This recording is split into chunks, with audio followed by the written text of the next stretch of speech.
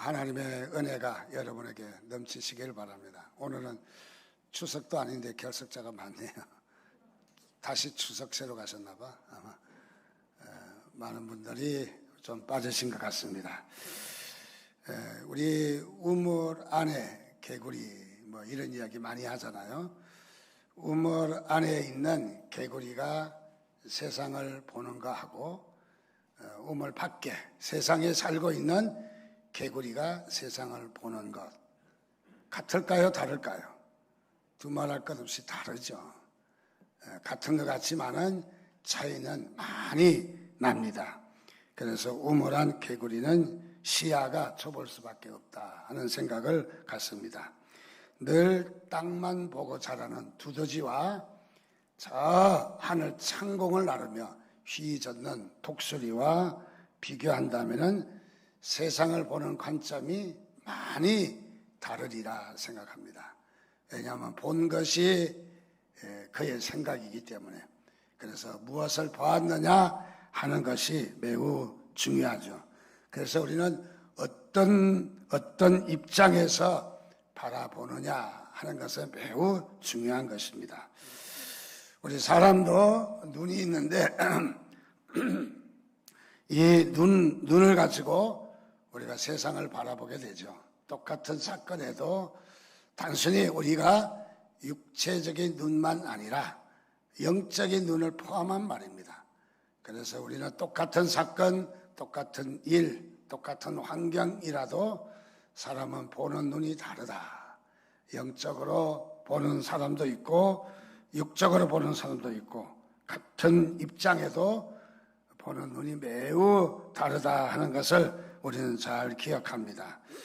세상을 살아가는 사람 중에 하나님의 은혜로 구원받고 또 구원받았음을 확신하고 또 생의 목적지가 분명히 정해져 있으며 그리고 천국을 누리며 사는 사람이 보는 세상하고 구원의 확신도 없고 세상적인 욕심과 세상적인 방법으로 살아가는 사람이 세상을 보는 것하고는 차이점이 많이 날 것입니다. 즉 세상을 살아가면서 어떤 시각을 갖느냐 하는 말이죠.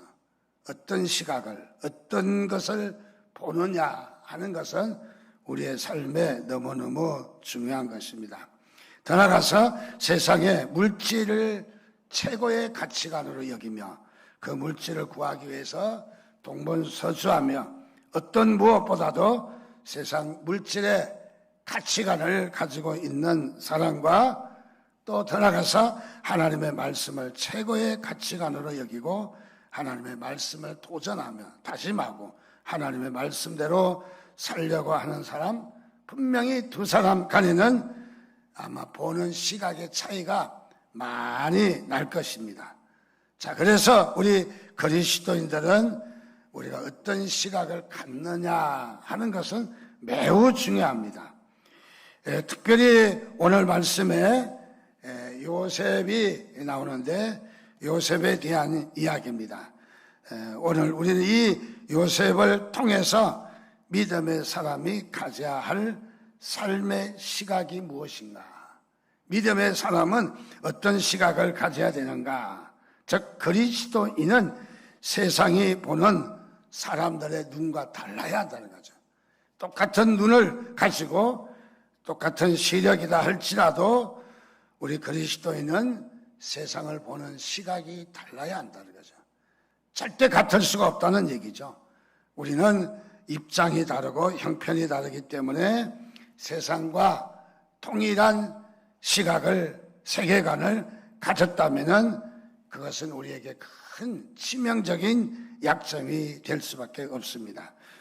마태복음 6장 19절 말씀에 보면 너희를 위하여 보물을 땅에 쌓아두지 말라.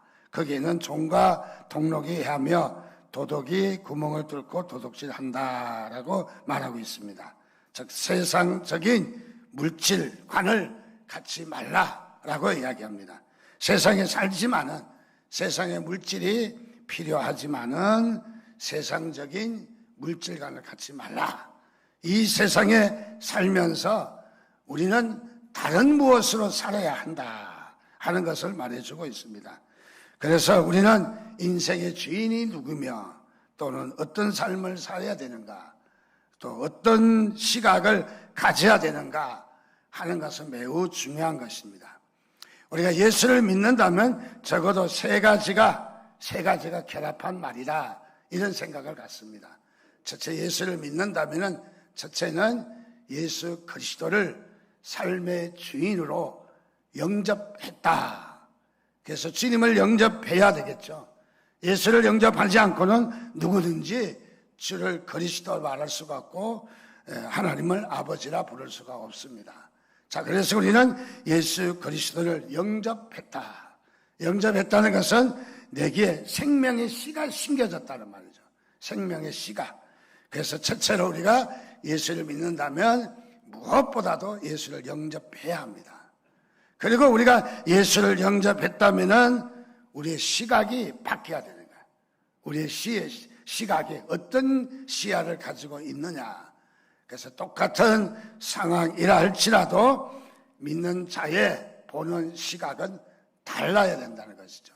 그래서 어떤 시각을 가지고 있느냐 하는 것은 매우 중요합니다. 그가 보는 시각 때문에 그렇게 그 생각과 또는 마음을 결정할 수 있기 때문에 어떤 시각을 갖느냐가 매우 중요합니다. 세 번째는 우리의 성품이 변화되었느냐. 예수 그리스도를 영접했다면, 즉 믿는다면 우리의 삶이 주님을 닮아야 합니다. 그래서 우리는 주님을 닮아가고 있느냐, 아직 완성은 아니지만은 닮아가고 있느냐, 그렇지 않느냐 차이가 엄청나게 나는 것이죠. 자, 그래서 무엇보다도 우리는 예수를 영접하고 우리의 성품도 변화가 되고 또 더 나아가서 우리가 바라보는 시야가 달라요. 똑같은 상황인데도 다른 것으로 접근하고 다른 것을 끄집어낼 수 있는 그런 시각이 있느냐 하는 것이 매우 중요합니다. 오늘 말씀에 요셉의 아버지인 야곱이 세상을 떠난 후의 얘기입니다. 창세기 37장부터 요셉의 이야기가 시작되는데, 요셉은 아버지의 사랑을 받다가 형들의 시기로 말미암아 애굽의 종으로 팔려갔습니다. 그리고 애굽에서 13년간이나 종살이를 하게 됐습니다. 그러다가 하나님의 은혜로 요셉은 애굽의 총리가 되게 됩니다. 그래서 흉년이 들고 고생하던 자신의 나라와 이웃의 나라에게까지 양식을 공급하고, 그래서 이 흉년으로서 지혜롭게 잘 대처한 요셉의 삶을 발견할 수 있습니다. 그리고 자신의 아버지와 형제들을 애굽으로 다 인도해서 이끌어가는 것을 봅니다. 17살의 어린 나이에 애굽으로 팔려갈 때와는 전혀 다른 요셉의 상황입니다. 지금은 총리 대신이 되어서 떵떵거리고 살아가는 이 자리가 되었습니다. 요셉의 형들이 이 과거에는 하찮은 동생이었지만은 지금은 이 애굽의 총리요, 또 양식을 팔고 또 양식을 팔면서 겪게 되는 과정에서 얼마든지 죽일 수도 있는 그런 환경에, 권세에 요셉이 놓여져 있습니다. 아버지의 덕에 요셉 아래서 형들은 그래도 살아가고 있었습니다. 자, 안전하게 살아가고 있는데 아버지 야곱이 죽음으로 말미암아 요셉의 형들은 요셉에게 대해서 두려움을 갖게 되었습니다. 왜냐하면 자신들의 과거에 행한 행적이 있기 때문에. 그래서 동생이 요셉이 원수를 갚을까 봐 두려워서 부들부들 떨고 있습니다. 그래서 오늘 말씀에도 15절에 이에 형들이 사람을 보내어 요셉에게 아버지 야곱이 형들이 요셉에게 악을 행했을지라도 그들의 죄와 허물을 용서하라, 그 말을 전하게 됩니다. 아버지가 그랬다는 거예요. 실제로 그랬겠죠. 어쨌든 이 형들이, 요셉의 형들이 아버지의 그 핑계를 대면서 아버지를 끌어다가 자신들을 이렇게 용서하라고 간절히 간구하는 것을 봅니다. 형들은 자신에게 악을 행했을지라도 용서해달라고 애원하고 두려워서 벌벌 떨고 있는 것을 봅니다. 자, 악을 행하는 자에게 이 악으로 갚는다는 것은 요셉의 형들이 잘 알고 있는 내용이에요. 즉 다시 말하면 이 요셉의 형들은 악으로 당한 자에게 악으로 갚는다. 세상적인 기준이죠. 형들의 기준은 어떤 기준이냐, 어떤 삶을 살아가고 있느냐, 어떤 시각을 가지고 있느냐, 이 원수를 갚는 것, 악으로 대한 자를 악으로 갚는다는 것, 이것이 공식적으로 잘 알고 있었다는 얘기입니다. 자, 그러나 요셉의 시각은 달랐습니다. 형들의 소리를 들을 때에 요셉은 울게 됩니다. 아주 여기에 요셉은 아주 간절히 울게 됩니다. 울었다는 말은 아직도 형들의 생각이 변하지 않고 있다는 거예요. 지난날에 동생을 팔고 정말 이 13년간이나 감옥살이와 억울한 생활을 한 동생의 모습을 어디에 초점이 있는지를 초점을 지금 보지 못하고 있다는 거예요. 그래서 요셉이 무척 안타까웠던 것 같습니다. 그래서 요셉이 형들의 생각과는 정반대 입장에서 통곡하고 울게 되는 것을 봅니다. 세상 사람들은 자신에게 악을 행한 사람에게 악으로 갚아야 된다고 생각합니다. 역시 요셉의 형들의 입장이 바로 그런 입장이었습니다. 악을 악으로 갚는 것, 그거는 세상적인 시각입니다. 세상적인 방법입니다. 세상적인 태도입니다. 오늘 우리는 그리스도인은 바로 이 요셉의 형들을 지적하면서 그런 삶이 아니라는 걸 말해주는 거죠. 우리의 삶은 악을 악으로 갚는 삶이 아니라는 거죠. 그리스도인의 삶은 그런 삶이 아니다 하는 것을 자세히 말해주고 있습니다. 마태복음 18장 21절 말씀에 보니까 그때 베드로가 나와 이르되 주여 형제가 나의 죄를 범하면 몇 번이나 용서해 주리까? 7번까지 하오리까? 자, 이 베드로가 예수님께 물어봅니다. 형제가 잘못하면 용서를 몇 번이나 해야 됩니까? 라고 묻습니다. 그리고 이어서 아주 바짝 붙어서 이야기를 합니다. 7번까지 그리하면 되겠습니까? 아마 베드로가 상당히 마음에 아주 큰 아량을 베풀고 자신은 큰 아량을 갖고 있는 사람인 듯 자신의 모습을 주님께 딱 나타냅니다. 7번까지 그렇게 하면 되겠습니까? 아주 자신만만하게 베드로가 대답하는 것 같습니다. 7번까지면 적은 숫자가 아니잖아요. 우리도 같은 사람에게 7번까지 용서한다고 하면 아마 이 세상에서도 참 대단한 사람이다. 정말 이 선처할 줄 알고 용서할 줄 아는 대단한 사람이다. 아마 하지 않을까 그런 생각을 갖습니다. 베드로도 역시 자신의 아주 당당한 마음으로 주님, 그러면 7번까지 용서하면 되겠습니까? 아주 당당하게 말을 했던 것 같습니다. 그런데 주님의 대답은 정반대였습니다. 그렇게 대답한 것이 아니라 7번씩 70번이라도 숫자상으로만 계산해봐도 이거는 숫자를 계산하는 건 아니거든요. 7번씩 70번이면 7, 49, 490번 용서. 대단하죠. 7번 용서도 대단한데 490번이면 더할 나위도 없이 대단한 거 아닙니까? 정말 세상에서 490번 용서할 사람이 있을까?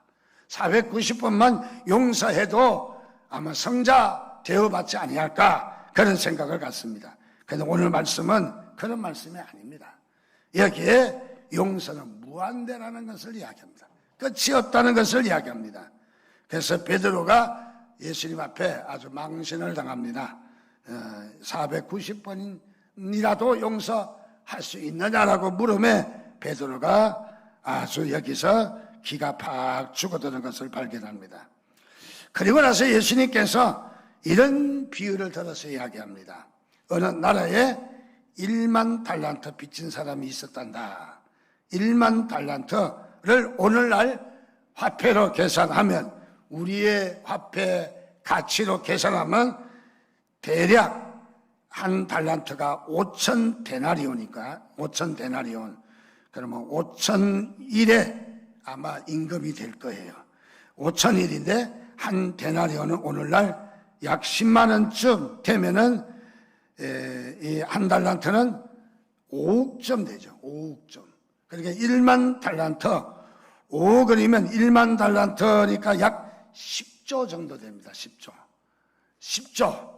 야, 10조에도 끄떡도 안 하시네. 뭐 그것쯤이야 라고 말씀하는 게 아닌가. 어쨌든 10조, 구경도 못했고 불러보지도 못한 숫자입니다. 아니 10조만 그만두고라도 5천억만 된다고 해도 대단한 액수라고, 우리 화폐로 계산해도 대단하리라고 생각합니다. 이렇게 해서 10조가 되는 이 빚을 탕감받았다는 거야. 모든 이 빚이 다 없어지는 걸로 탕감하게 되었다는 거죠. 야, 이 사람은 그 많은 빚을 다 탕감받았어요. 다 빚을 다 뭉개버렸습니다. 얼마나 좋았겠습니까? 무엇을 이야기하느냐? 우리가 하나님의 은혜를 받은가, 예수 믿고 죄 용서 받은가, 우리가 구원받은 것은 이렇게 큰 가치가 있다는 거예요. 화폐로서 감히 짐작할 수 없는 큰 가치가 있다는 거예요. 여러분, 이런 자부심을 가지셔야 돼요. 내가 적어도 10조가 넘는 금액을 탕감받은 사람이다. 내가 이래봬도 예수 믿는 것이 값싼 싸구리가 아니라 10조가 되는 금액을 탕감받은 나의 자부심을 갖기를 주님의 이름으로 축원드립니다. 그래서 이렇게 엄청나게 탕감받았습니다. 얼마나 기분이 좋았겠습니까? 아마 제가 보기에는 이 사람은 이제 집을 돌아가는데 공중에 이렇게 한 30cm 떠서 걸어갔을 것 같아요. 축지법을 썼는지는 모르겠지만은 아주 좋아서 그냥 덩실덩실 춤을 추면서 얼마나 기분이 좋았는지 그냥 그 말할 수 없는 큰 빛을 탕감받아서 얼마나 좋았겠습니까? 자, 그렇게 한참 가고 있는데 저쪽에서 한 사람이 걸어옵니다. 아주 허스로만 차림의 한 사람이 걸어옵니다. 가만히 보니까 잘하는 사람이에요. 누구냐면 자기의 돈을 빌려간 사람이에요. 얼마를 빌려갔느냐? 금액은 자세히 안 나왔지만은 성경에는 우리의 화폐로 기준하면 제가 이야기하기 쉽게 한 500만 원 정도 빌려갔어요. 한 달 생활비 정도 빌려갔다고 한번 생각해 봅시다. 500만 원 빌려갔는데 아직까지 안 갚아. 갚을 생각이 없는 것 같아. 그래서 그 자리에서 대뜸 불러가지고, 야, 빚 갚을 거야, 안 갚을 거야? 지금 얼마나 됐는데 빚을 안 갚아? 멱살을 잡고 팔대기를 치고 억압하고 무시하고 함부로 대하고 욕설을 하고 아주 그 자리에서 팔만 뭉개버리는 거죠. 얼마에? 500만 원에. 자기는 10조가 되는 금액을 탕감받아서 얼마나 큰 용서를 받았습니까? 큰 용서를 받은 사람이 째째하게 500만 원, 아주 작은 그 빚에 대해서 인색하다 그 말이에요. 우리 그리스도인들이 혹시 인색하다면 이런 사람이 아닐까요? 용서는 크게 받고, 자기는 용서를 크게 받고, 탕감을 크게 받고, 자신에게 빚을 진 사람에게는 전혀 조금도 헤아리지 않는, 서로 용서해 주지 않는, 탕감해 주지 않는 아주 쫀쫀하고 아주 치졸하고 아주 그야말로 적은 금액 가지고도 어쩌면 큰 용서받은 사람은 큰 사람 아니겠어요? 큰 은혜를 받은 거 아니겠어요? 큰 은혜를 받은 사람이 크게 놀아야지. 큰 은혜 받은 사람이 치졸하게 놀면 되겠습니까? 우리 예수 믿는 사람이 이 세상 살아가면서 큰 사람 되시기를 주님의 이름으로 축원드립니다. 그리고 크게 노시기를 바랍니다. 크게. 우리 주님도 이 낚시할 때에 고기 잡을 때 그물을 던질 때 깊은 데 가래요.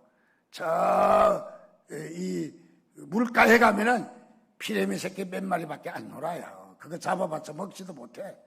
적어도 물 깊은 데 가야 큰 고기도 잡고 먹을 수 있는 양식도 있고 큰 데 가라는 거죠.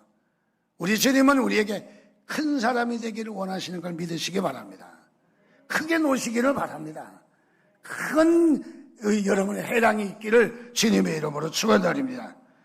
자, 여기에 우리 그리스도인들이 지금 모든 안목이 어떠해야 되는지를 말합니다.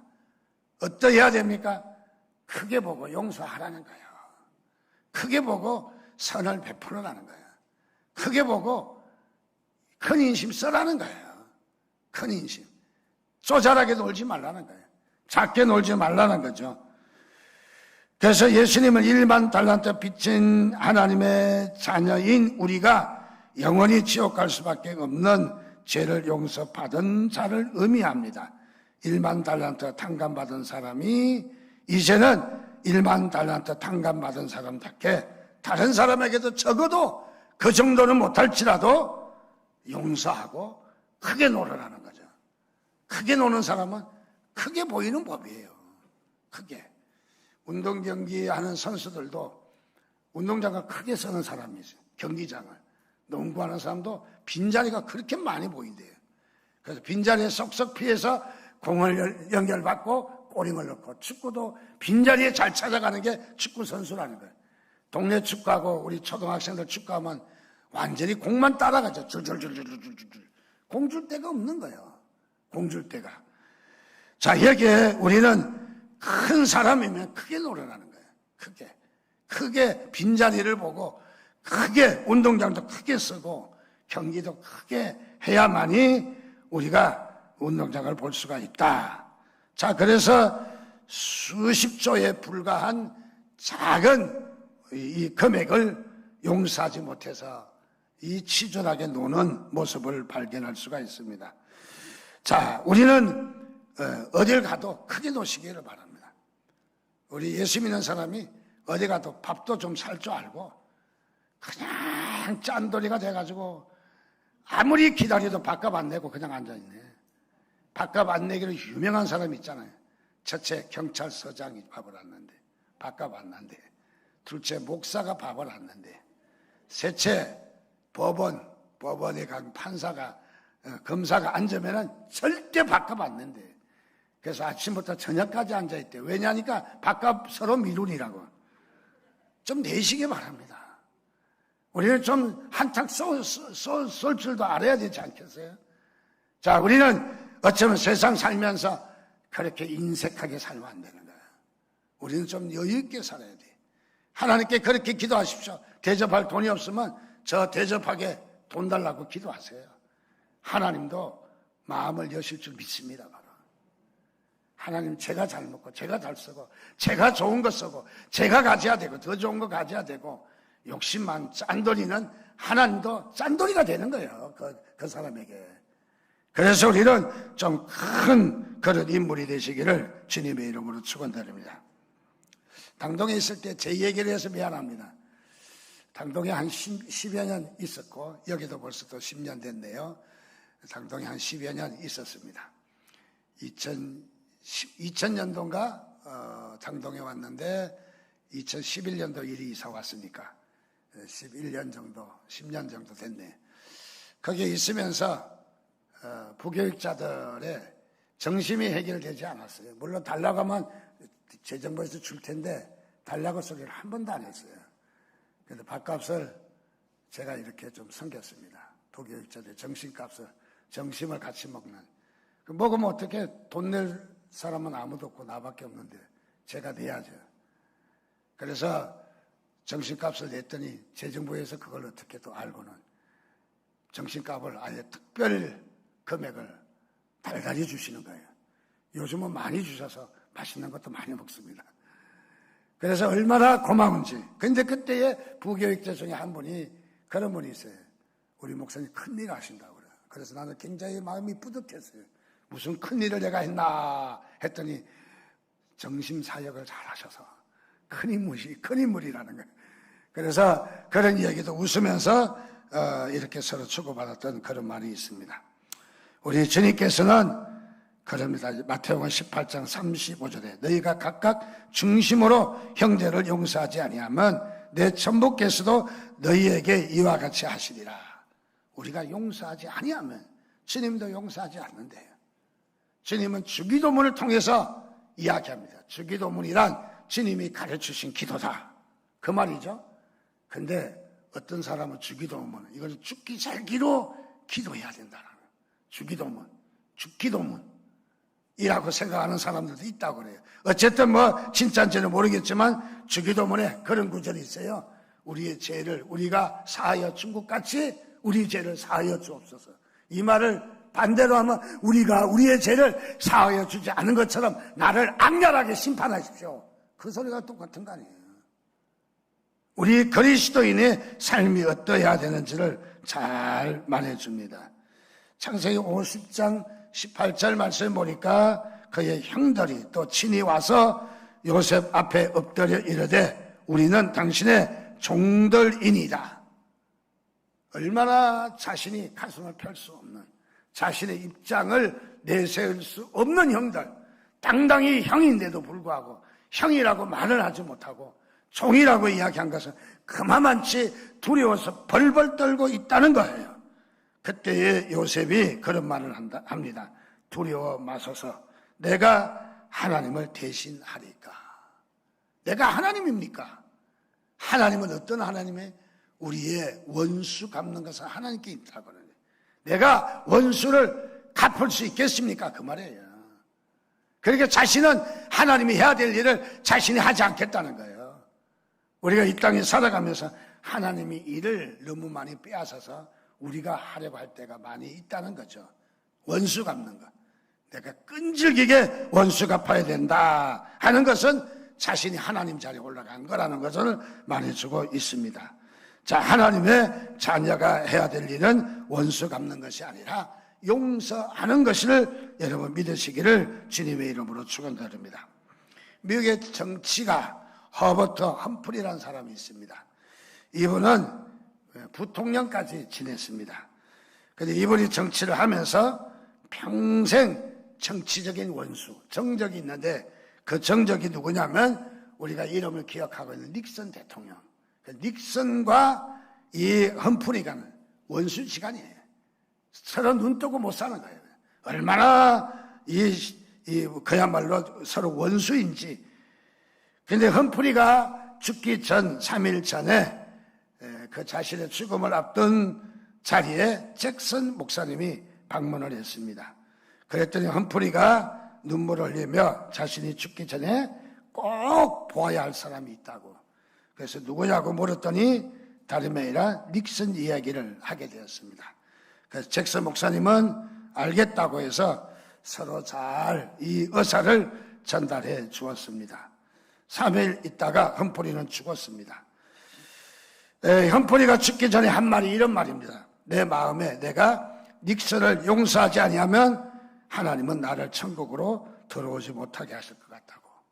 그래서 우리가 용서하지 아니하면 천국에 갈 수 없다라는 그런 마음으로 험프리가 진심으로 용서를 하고, 그랬더니 잭슨 목사님이 그 사실을 닉슨 대통령에게 잘 전달해 주었답니다.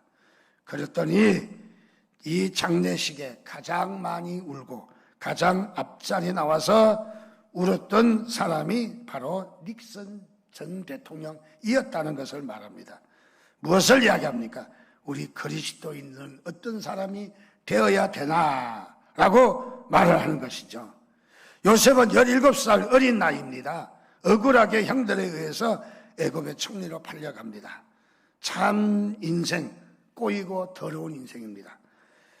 애굽에 팔려가서 죽기 살기로 일을 하고 열심히 일했는데, 그는 이 아내가, 보디발의 아내가 한 짓을 한마디도 물어보지 않고 일방적으로 이 보디발 장군은 아내의 말만 듣고 일방적으로 이 요셉을 감옥으로 보내게 됩니다.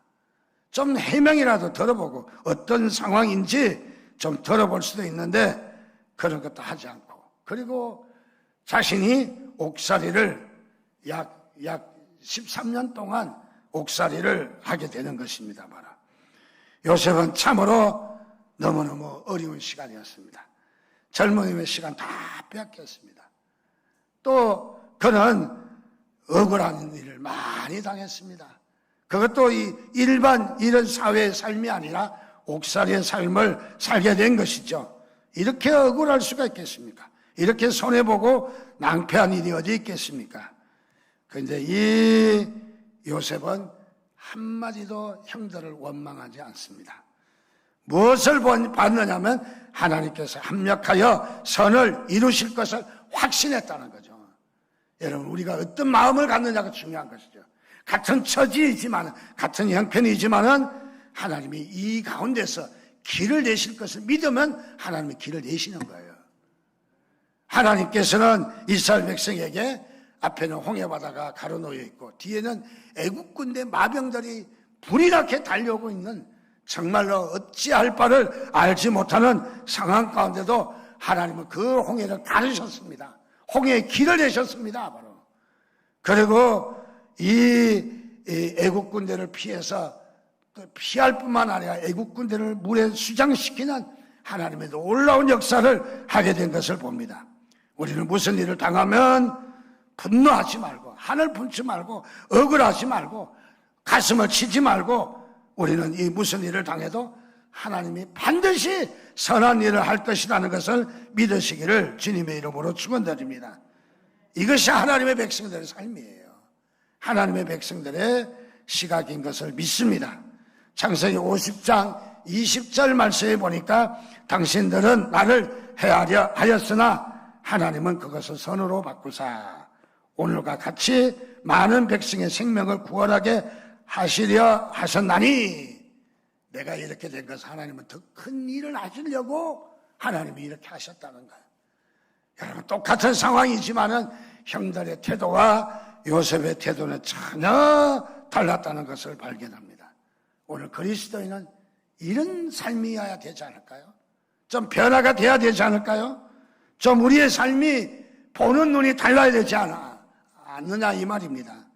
우리는 어쩌면은 원수 같은 사람들도 사랑으로 대하고, 그리고 우리가 이런 하나님의 은혜를 경험할 때 하나님은 우리에게 십자가의 피가 흐르게 하십니다. 바로 십자가의 삶을 살게 하시는 하나님의 놀라운 은혜를 우리가 기억할 수 있습니다. 자, 우리는 날마다 세상에서 승리의 삶을 살아야 됩니다. 승리의 삶을 살아야 된다라고 우리가 서로 권면하고 오늘도 승리하세요 라고 말하지만 그 말은 어떤 말일까요? 대결에서 내가 이기라는 말은 아니에요. 승리의 삶을 살아가서 손해본 거 다 보상받으라는 말도 아니에요. 승리의 삶을 살아가는 것은 내 입장이 관철되고 상대방의 입장은 무시당하고 내가 더 존경받고 내가 더 좋은 자리에 올라가는 것, 그것이 승리의 삶이 아닌가요? 승리의 삶은 무엇입니까? 선으로 악을 이기는 거예요. 그래서 승리의 삶을 살아라 하는 말은 당신의 선함으로 저 상대방의 악한 행동도 이기라는 거예요. 이기라는 거. 다른 사람의 그야말로 이 공격하고 자존심 뭉개서 발로 밟아서 이기라는 게 아니라는 거예요. 선으로, 선하게 대하라는 거죠. 선하게 용서하라는 것이죠. 자, 그리고 또 요셉은 어떤 비전을 가지고 있느냐. 이 애굽에서 그런 이제는 먹고 살고 잘 먹고 잘 사는 것으로 끝나지 아니하고 요셉은 어떤 비전을 가지고 있느냐. 하나님께서 자신들에게 약속했던 400년 후에 애굽을 나가서 가나안 땅으로 인도하실 것을 믿었어요. 그래서 자신이 죽거든 자신의 유고를 가지고 가나안 땅으로 가지고 가라는 얘기예요. 여기서 지금 죽어서 장사 지냈지만, 아니 죽은 유골이 알겠습니까만은 무엇입니까? 가나안 땅을 사모하는 마음이 있었다는 거죠. 가나안을 사모하는 마음. 가나안을 사모하는 마음. 가나안은 우리가 무엇을 얘기하면 천국을 상징하잖아요. 요셉에게는 늘 어떤 사모하는 마음이 있었느냐? 하나님의 나라를 사모하는 마음이 있었다는 거죠. 하나님의 나라를. 그래서 우리는 이 천국에 대해서, 하나님에 대해서 우리가 늘 사모하는 마음, 이 마음은 하나님께서 우리에게 주시는 큰 소망을 가져야 될 것을 말해주고 있습니다. 자, 그러므로 우리는 고린도전서 15장 58절에 있는 말씀대로 그러므로 내 사랑하는 형제들아 견실하며 흔들리지 말고 항상 주의 일에 더욱 힘쓰는 자들이 되라. 이는 너희 수고가 주 안에서 헛되지 않는 줄 알미라. 우리에게 흔들리지 말고 견고하게 삶을 살 것을 이야기하고 있습니다.